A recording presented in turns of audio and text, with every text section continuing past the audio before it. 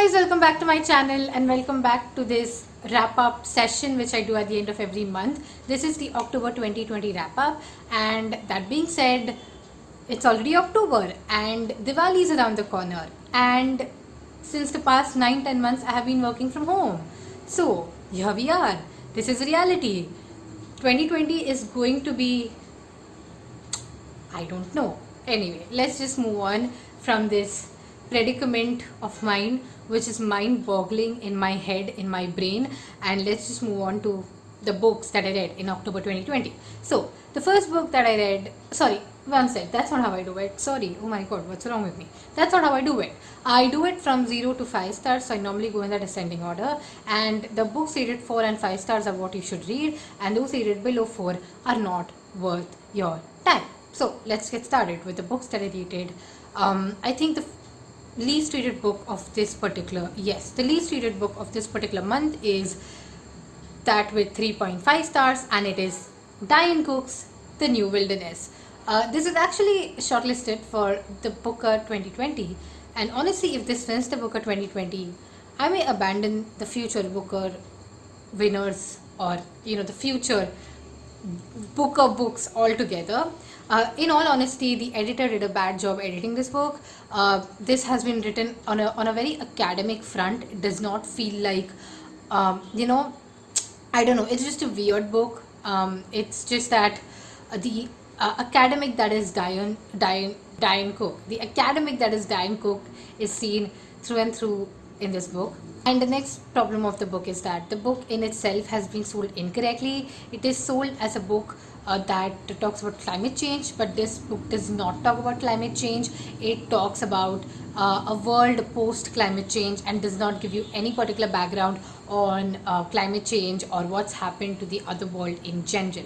I think this is a very flaky book and should not have even been shortlisted. In the long list, it was fine. It's a good book for the long list, but for the short list, I think still that they should not have gone with this one. Anyway, by the way, I think you will like this book only if you like books on nature and if you like academic books on nature as well. I think this is like something that you like, at least the factual perspective of the book, where they talk about how people actually live in the wilderness. So all of that was interesting and I found that to be true. But then I think the problem with the book is the humans portrayed itself, because the human emotion portrayed in the book is just too intense or not well edited. That's all for my review of this particular book.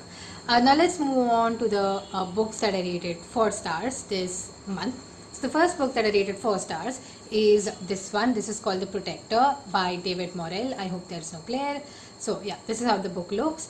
And basically, I got this from a second-hand store, or I think the Kabadi wala or the Rati wala.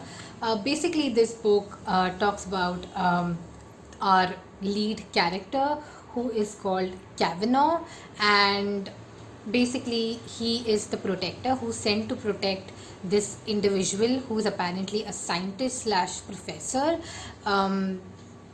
and his job is to just protect this person from I think a gang or some drug cartel, and that is the story. Honestly, I don't want to divulge much about this book simply because this is a thriller and it's a nice read. It's like I think the author had even attended a class in order to understand more about all the technology used in this particular book.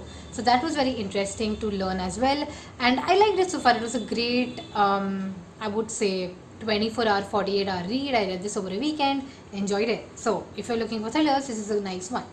The next book that I finished, which I gave 4 stars, was Worldfall by Hilary Mantel. And honestly, I wanted to give this 5, but I ended up giving it 4, simply because Worldfall just forms the foundation for the trilogy. It just establishes Thomas Cromwell in a certain way. It only establishes the relationship that he has with the royals in a certain way, and the noble people as well mentioned in the book. For someone who is not aware or who's not much interested in the English monarchy, this book does a great job of getting you interested. Honestly, this is supposed to be a historical fiction, but it is actually a political thriller in my opinion. So if you like thrillers and you like history, this is a must read. And if you start with this book, you have to be in that headspace to finish the other two books as well. So that's why I'm reading Bring Up the Bodies currently. It's a great book. It's a great trilogy so far. I've only read the first one, and I'm currently reading the second one. So moving on to the next book. The next book is actually again a physical book, and that is The Poison of Love by K.R. Meera. I actually picked this up like couple of days back, I think on Tuesday I just picked this up. It's a pretty short book, 106 pages, and I rated it 4 stars. This is the story of a very dark love story, and I think the last few pages of the book are just wow, what just happened. Like, that's how this book is. More than the story, I think it's the writing that matters a lot. If you get a chance to read this book in Malayalam, then please do that. But the translation also has been very much poetic, and the prose is just I would say attractive, and it creates a very dark atmosphere when you read it. So it's very interesting. I really like this, and of course, like, I like K.R. Meera, so I'm also going to read other books from this author. So yeah, that's that. The next set of books that I'm going to talk about are the books that I rated between 4 and 5 stars. So I normally every month do have books that I rate between 4 and 5 stars. The first book that I rated 4.5 stars is Train to Pakistan by Khushwant Singh. So this month, for the first 2 weeks of October, I was holding a group read with a bunch of people from all over the world, and we discussed this book. All of us really like this book a lot, and I think this book is a great introduction to the partition. Like, if you never read about the partition of India and Pakistan, then this is the book that you should pick up first before you move on to other books like Remnants of a Separation or Tamas, or other partition books like that. Like, this is a good introduction to the partition in general, and it's a very nice story. It talks about human emotions during a very conflicted time, and how people deal with religion in general, and how people even believe in rumors and stuff like that. It's very relevant to our times as well, because there's a lot of that's how human nature is, and that's how society behaves. So you will find a lot of mirror images, I would say, from 1947 as compared to the current happenings in India in 2020. So it's a nice book if you've never read The Partition. That being said, the next book that I rated 4.5 stars is this one, Pather Panchali by Vibhuti Bhushan Bandyopadhyay. This is an amazing book, and like I said in my weekly reads, if you can read this in Bengali, please do so. This book has both prose and poetry, and it talks about the world through a child's eyes. It's a great piece of modern literary fiction, and it also has, since it has a lot of poetry, I think if you read the translation, you won't be able to relate to the poetry much, because the poetry is better read or better listened to in, I think, Bengali. But if you read the prose, like, read this for the story is very nice. It's I think a very beautiful story which talks about the Roy family and in an imaginary village of the Abode of Contentment. Also, now that I've read this, I also want to watch the Satyajit Ray film. And yeah, so this is a must read if you're an Indian in general. So that's that. Now let's move on to the next book that I rated 4.7 stars. Yes, and 4.7 stars, the book that I rated 4.7 stars is The Shadow King by Maza Mengiste. Right, Maza Mengiste. I'm sorry, I always get confused with this surname. So yeah, basically this particular book is about how the Italians were trying to invade and colonize Ethiopia, and how the people of Ethiopia put up a fight in order to counter it. Now, this is a very good book. It talks a lot about women at war. It talks a lot about a lot of stuff with respect to war, and how war is not a good thing in general, of course, but also this also like adds a bit of masala, like I don't know, that's a very Hindi term, like it exaggerates something uh, a bit much, including which involves an Italian soldier.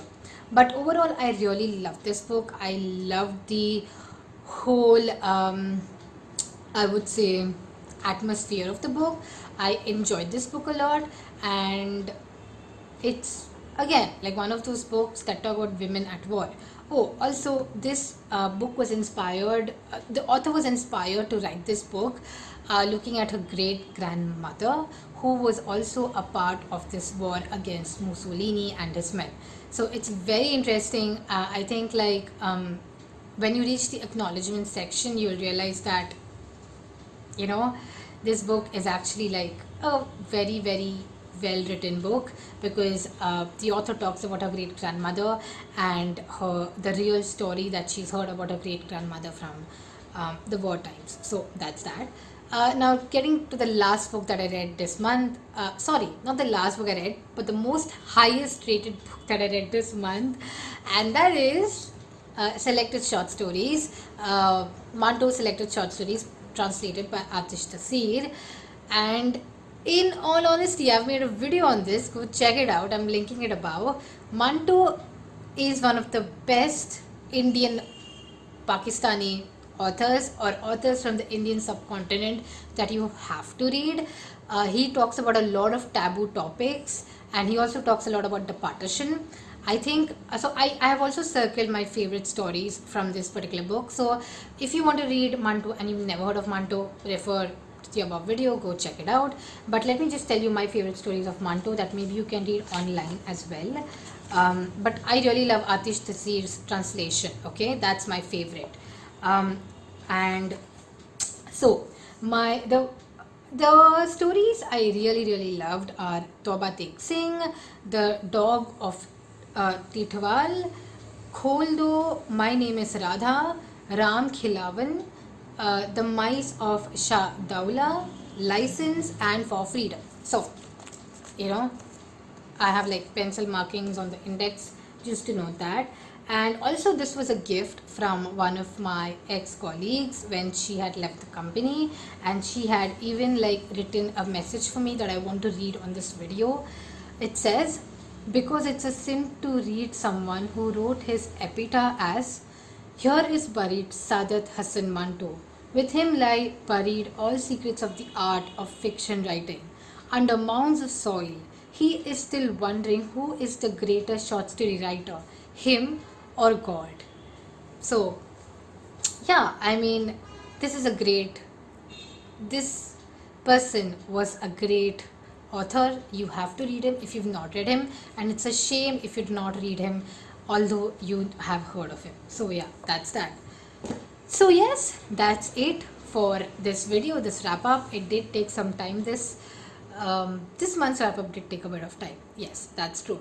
So yes, that's it, and I will see you on my weekly reads. Bye.